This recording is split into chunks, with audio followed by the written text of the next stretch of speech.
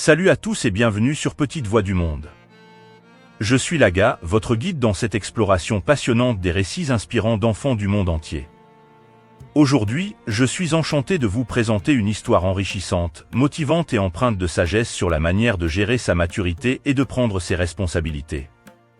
Laissez-moi vous conter l'histoire de deux jeunes adolescents, un garçon de 17 ans et une fille de 16 ans.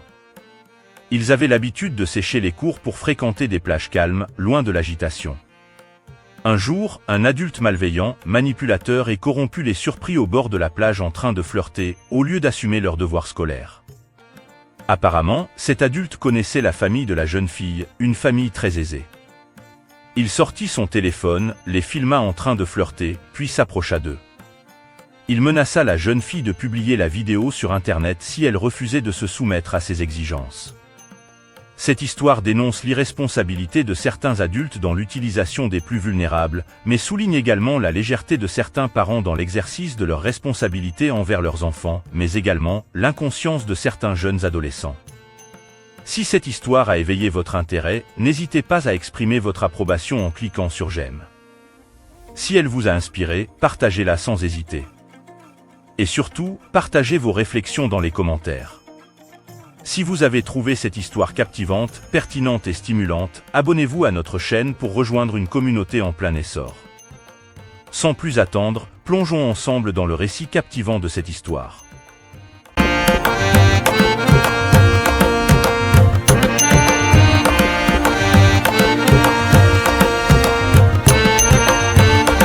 Il était une fois, sur une plage paisible baignée par les rayons dorés du soleil, deux jeunes âmes insouciantes, Badou, un garçon de 17 ans, et Fatima, une jeune fille de 16 ans.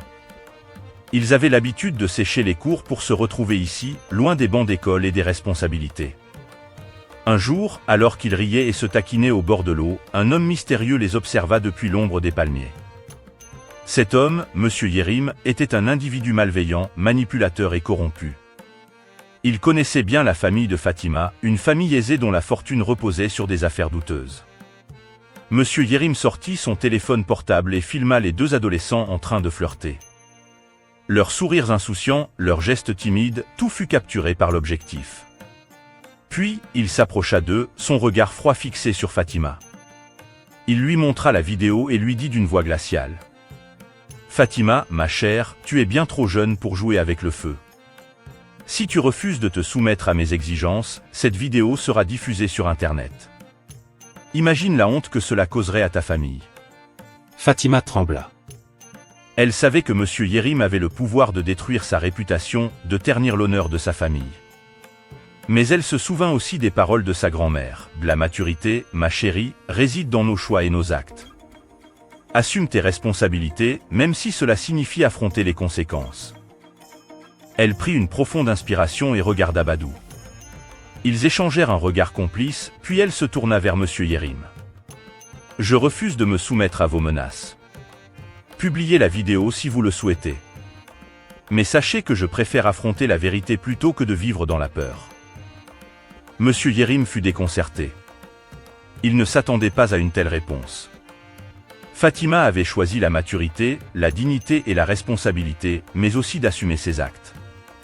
Elle avait compris que céder à la corruption ne ferait que perpétuer un cycle de malveillance.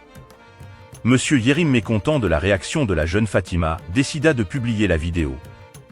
Mais Fatima et Badou firent face à la situation avec courage.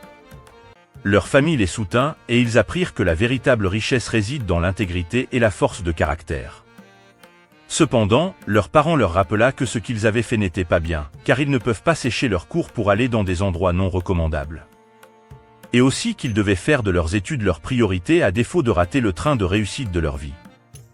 Après discussion avec leurs parents, les jeunes adolescents épousent les conseils de leurs parents et jurent de faire leurs études leur priorité mais aussi de se respecter et de se faire respecter. Cette histoire nous rappelle que la maturité ne se mesure pas à l'âge, mais à nos choix et à notre capacité à assumer nos responsabilités, même lorsque la tentation de l'irresponsabilité est grande.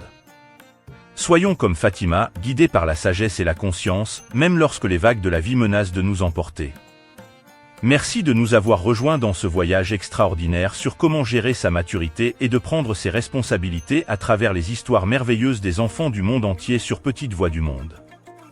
Continuons à célébrer ces petites voix, à apprendre les uns des autres et à embrasser la richesse de notre monde. Restez à l'écoute pour nos prochaines aventures en Afrique et partout ailleurs dans le monde, où nous aurons l'occasion de découvrir encore plus d'histoires d'enfants extraordinaires.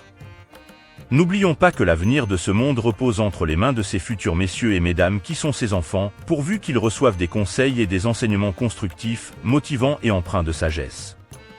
N'oubliez pas non plus de partager vos avis, commentaires ou suggestions sur ces histoires. En attendant nos prochaines aventures, prenez bien soin de vous et à très bientôt pour de nouvelles découvertes fascinantes sur Petite Voix du Monde.